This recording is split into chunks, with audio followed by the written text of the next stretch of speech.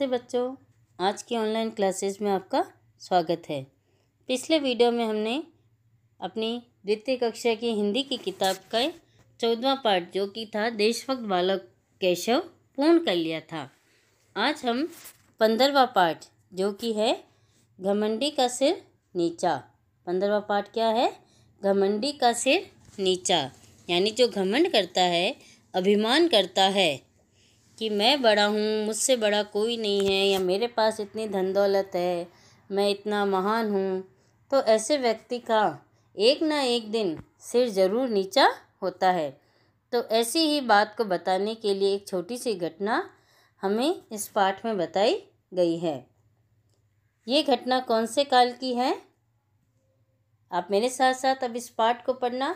आपने अपनी किताब खोल ली होगी, किताब खोल लीजिए और 15वां पाठ निकालिए, घमंडी का सिर नीचा। अब मेरे साथ अंगुली रखकर पढ़ना शुरू करेंगे। घटना महाभारत काल की है। कौन से समय की ये घटना है? महाभारत काल, जिस समय भगवान कृष्ण हुए थे और पांडव और कौरव हुए थे। पांडव 5 भाई थे, भीम, अर्जुन, नकुल, सहदेव, युधिष्ठिर, ये 5 भाई थे। इन्हीं में से एक भाई थे भीम। भीम जो थे वो बहुत बलशाली, बहुत ताकतवर थे। ऐसा कहा जाता है कि भीम के अंदर लगभग 100 हाथियों जितना बल था। तो इसी वजह से भीम को जो है वो अपने ताकत पर, अपने बल पर बहुत अधिक घमंड था। उसे लगता था कि मुझसे ज़्यादा ताकतवर इस दुनिया में कोई नहीं है। तो एक बार क्या होता है, भीम एक बार अपने रथ पर सवार होकर तेज गति से जा रहा था। उस समय और अन्य वाहन तो थे नहीं, रथ थे, घोड़े जिसमें आगे घोड़े लगे हुए थे। तो अपने उसी रथ पर सवार होकर एकदम तेज गति से भीम कहीं जा रहे थे। रास्ते में आने वाले सभी भयभीत थे। भयभीत मतलब डरे हुए थे। अब इतनी तेज़ गति से वाहन, वो तेज़ गति से रथ दौड़ा हुआ आ रहा था, तो उसके पहियों की गड़गड़ाहट से रास्ते में जो भी सभी थे वो डर गए थे। भीम को अपनी गति व बल पर घमंड था। अब भीम की मेरे से ज़्यादा तेज़ कोई नहीं दौड़ सकता, मेरे से ज़्यादा बलशाली कोई नहीं है, इस बात पर भीम को बहुत घमंड, बहुत अभिमान था। इसलिए वह रथ को तेज गति से दौड़ा रहा था। अपने बल और अभिमान के मद में चूर होकर वह एकदम तेज गति से अपने रथ को दौड़ा रहा था। अचानक उसने देखा एक बूढ़ा बंदर रास्ते में अपनी पूंछ फैलाकर बैठा है। भीम तो अपने मद में चूर होकर चला जा रहा था। अचानक ही उसने देखा कि रास्ते में, जिस रास्ते से वह जा रहा था, उस रास्ते के बीचों बीच एक बूढ़ा सा बंदर अपनी लंबी सी पूंछ फैलाकर बैठा है। भीम ने रथ को तुरंत रोका। अब बूढ़े बंदर को कुचल कर तो वह जा नहीं सकता था, इसलिए भीम ने रथ को रोक दिया और घमंड भरे स्वर में बोला, ओ बूढ़े बंदर, अपनी पूंछ हटा ले, अन्यथा मेरे रथ के नीचे आकर कट जाएगी। जोर से घमंड भरे स्वर में वो बोला, ओ बूढ़े बंदर, अपनी पूंछ हटा ले, अन्यथा मेरे रथ के नीचे आकर कट जाएगी।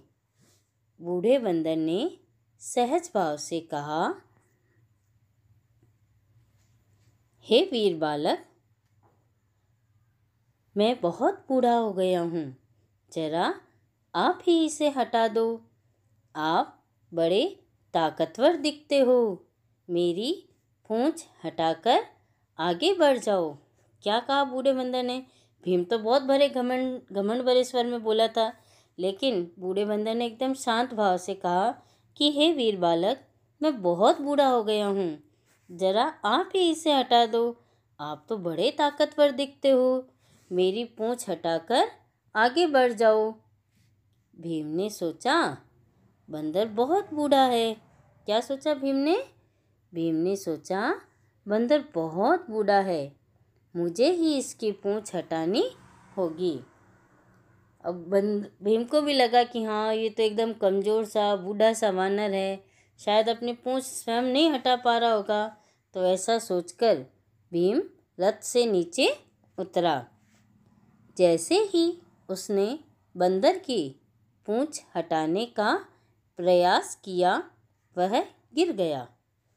अब जैसे ही भीम नीचे उतरकर उसने बंदर की पूंछ पकड़ के उसे जैसे ही हटाने का प्रयास किया, वो उससे हटे ही नहीं और इस वजह से भीम एकदम से लड़खड़ाकर नीचे गिर गया। भीम ने पुनः प्रयास किया, परंतु बंदर की पूंछ को टस से मस न कर सका। भीम ने अब एकदम पूरी ताकत लगाकर उस पूंछ को हटाने का प्रयास किया, लेकिन वह जरा सा भी उस पूंछ को नहीं हटा सका। भीम पसीना पसीना हो गया। बहुत प्रयास के बाद भी जब भीम पूंछ नहीं हटा सका, तो उसके मन में शंका हुई। बहुत कोशिश कर ली, पूरी ताकत लगा ली, लेकिन वो पूंछ को तो बिल्कुल हटाना तो दूर, हिला भी नहीं पाया। तो काफ़ी देर कोशिश करने के बाद भीम के मन में विचार आया कि हो ना हो ये कोई देव पुरुष है, यह कोई सामान्य वानर नहीं है। लगता है ये तो कोई देव स्वरूप है, यानी कोई देवता जो है वो वानर का रूप धारण करके उसकी परीक्षा लेने आया है। भीम हाथ जोड़कर उनके सामने खड़ा हो गया और कहने लगा, हे श्रेष्ठ वानर राज, आप कौन हैं? कृपया अपना परिचय दीजिए। अब भीम को अपनी गलती का एहसास हुआ, इसलिए वह हाथ जोड़कर उस बूढ़े वानर के सामने खड़ा हो गया और कहने लगा, हे श्रेष्ठ वानर राज, आप कौन हैं? कृपया अपना परिचय दीजिए। मुझे विश्वास है कि आप कोई साधारण वानर नहीं हैं, तो आप मुझे अपना परिचय दीजिए। उसी समय भीम के सामने साक्षात वीर हनुमान खड़े थे। तो वो वानर का रूप धारण करे हुए कौन थे? वीर हनुमान थे। हनुमान जी के बारे में तो जानती होंगी ना आप, पवन पुत्र हनुमान, जिनकी हम पूजा करते हैं, जो कितने बलशाली और ताकतवर थे। भीम का सिर नीचे झुक गया। भीम ने कहा, हे वीर हनुमान, मुझे क्षमा करें। मुझे अपनी बल पर घमंड हो गया था, उसे आपने दूर कर दिया। अब जब सामने साक्षात हनुमान जी को देखा, तो भीम का सिर शर्म से नीचे झुक गया और उन्होंने कहा, हे वीर हनुमान, मुझे क्षमा करें। मुझे अपने बल पर घमंड हो गया था, आज उसे आपने दूर कर दिया। आज मेरे मन से अहंकार दूर हो गया है, मुझे क्षमा करें। अब मैं कभी अपने बल पर घमंड नहीं करूँगा। तो उस दिन के बाद से भीम ने कभी भी अपनी गति और अपनी ताकत पर घमंड नहीं किया, क्योंकि सर्वशक्तिमान सिर्फ एक ईश्वर है। ईश्वर से बड़ा कोई भी नहीं है, ईश्वर से ताकतवर कोई नहीं है। तो इस कहानी से हमें क्या शिक्षा मिलती है कि बड़े बढ़ाई ना करें, बड़े न बोले बोल, रहीमन हीरा कब कहे, लाख टका मेरो मोल। यानी जो बड़े लोग होते हैं वो कभी भी अपने बड़प्पन का, अपनी ताकत का, अपने पैसों का, अपने रुतबे का घमंड नहीं करते। जिस प्रकार हीरा कभी ये नहीं कहता कि मेरा मोल लाखों में है। हीरे की पहचान तो एक जौहरी ही कर सकता है, वही बता सकता है कि इस हीरे की कितनी कीमत है। हीरा स्वयं कभी भी अपनी कीमत पे अहंकार नहीं करता कि मेरी जो मोल है वो लाखों करोड़ों रुपयों में है।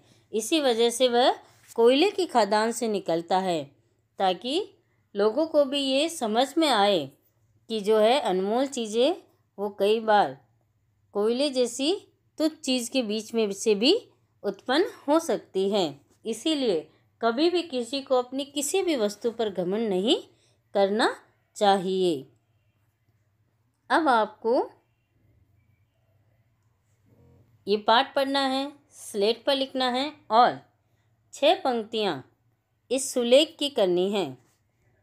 पहला शब्द है श्रेष्ठ, अगला शब्द है वानर राज, फिर हनुमान और अहंकार। इन शब्दों की 6 पंक्तियाँ आपको अपनी कॉपी में लिखनी है। सुंदर सुंदर अक्षरों में सुलेख है, मतलब अच्छे लेखन में पूरा 2 लाइनों का पूरी ऊपर से शिरोरेखा का उपयोग करते हुए आपको इन शब्दों को लिखना है। धन्यवाद।